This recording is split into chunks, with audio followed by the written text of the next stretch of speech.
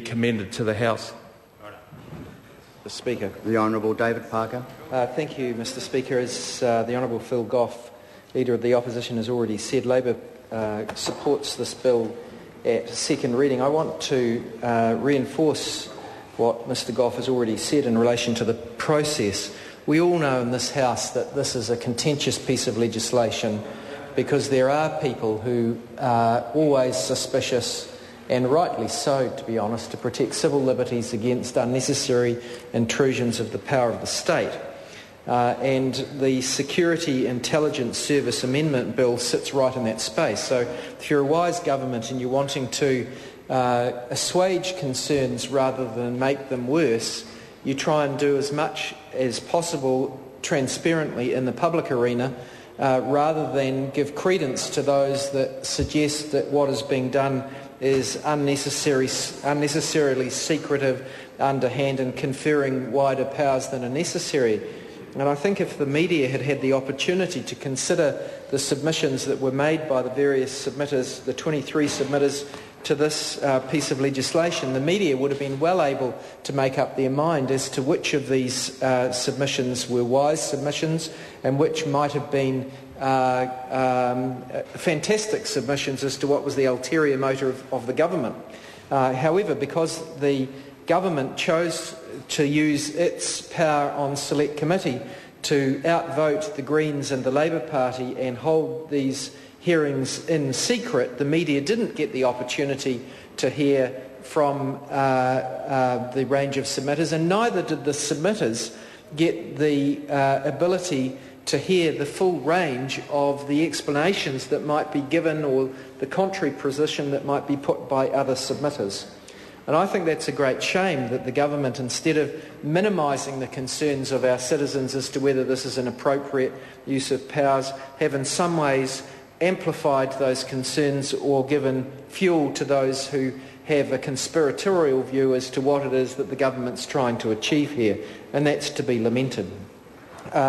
Mr Speaker, for me, one of the most important aspects of the control of the New Zealand Security Intelligence Service lies in the role of the Commissioner of Security Warrants, who is by tradition, if not by statute, a retired High Court judge, and I think it's always a retired High Court judge. Someone can correct me with a later contribution if I got that right. Mr Goff says that that's correct.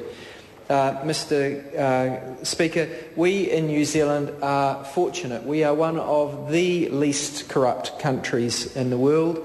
We have a independent judiciary who we can be proud of. Our High Court judges, our Court of Appeal judges, our Supreme Court judges and our lower court judges are free of corruption. The people who we appoint as High Court judges in New Zealand are the creme de la creme of our legal fraternity. Our legal fraternity is imbued with generation upon generation of good values.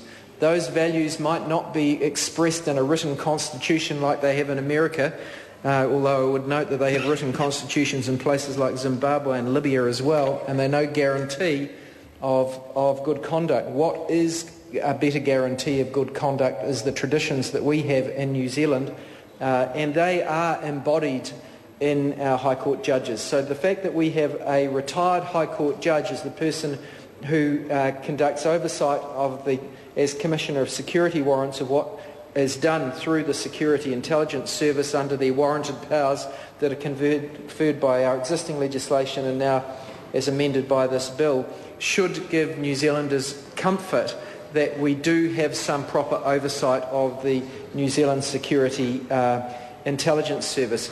The very fact that these services are somewhat secretive is necessary as a consequence of the role that they perform. If they were advertising what they were doing, it would, according to the governments, not just of New Zealand, but really every Western democracy, it would be impossible for them to properly go about their tasks. So we can't have public scrutiny of their conduct in the normal way, and we have to effectively trust the delegation of that security to someone who we trust, and in New Zealand we choose to trust a retired High Court judge to do it.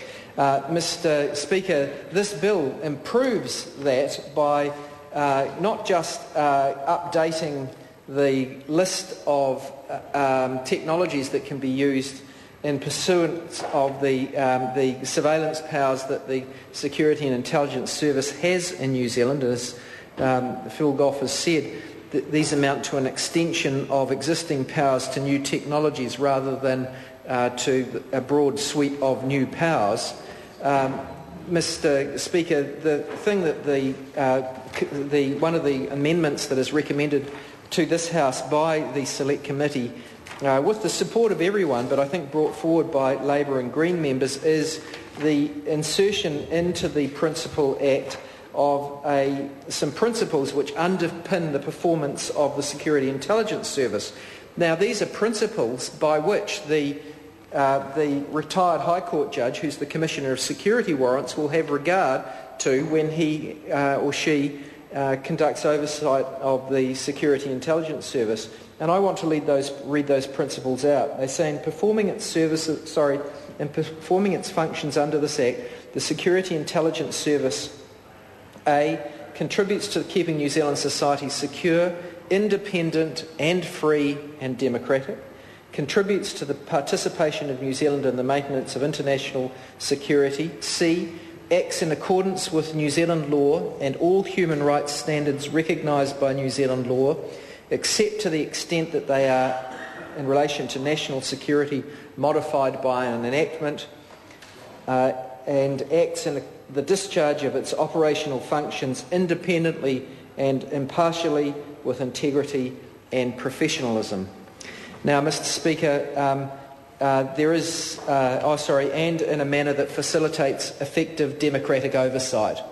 So, Mr. Speaker, for the first time those principles are found in the Act. I'm not quite sure if I properly understand the wording of subsection 2, but we might, in the committee stage, get an explanation from the Minister, who will then be in the chair, as to what is the effect of this new section 4AAA subsection 2, because I'm not quite sure that we've got the exact wording of that right, but the Minister can no doubt advise us of that in the chair. Mr. Speaker, I take considerable heart from the fact that we had the Law Commission and the agreeing that this was wise legislation, that it was an appropriate balance of the different interests to be balanced, that the Human Rights Commission, that their suggestion as to human rights being protected in the legislation, that their suggestion was both brought forward and adopted by the committee, that the Privacy Commissioner was involved in the development of the bill as opposed to being a submitter to the bill, and that we have had advice in this Parliament that this bill infringes neither the Bill of Rights Act or the Human Rights Act. Mr. Speaker, as a consequence, I'm confident that this bill achieves the right balance between the interests of the state in being able to properly go about the security intelligence operations that are sadly necessary in any country, or might be necessary in some situations in any country, and the rights of our citizens to be free from inappropriate levels of scrutiny and intrusions into their civil liberties, their right to go about their lives without the intrusion of the state. Mr. Speaker, I have read the parts of the departmental report, including why it's necessary to update the legislation to have regard to new technologies, some of which lie within the warranted powers of other arms of the state, like the police, but at present have not been updated for the Security Intelligence Service because, as previous speakers have said, the legislation is so old it predates some of those newer electronic technologies. I also note that there were helpful submissions made from the Council of Trade Unions and Hazel Armstrong. Hazel Armstrong is someone who's known to many people around this place as making wise contributions on quite a few areas of law, and so I'm sure that the committee benefited from her advice. There are a total of 23 submitters, 7 of whom I think were heard orally, and the outcome of that process is a better piece of legislation, but we would have greater public confidence in the process had it been more open. I call Keith Locke. Thank you, Mr.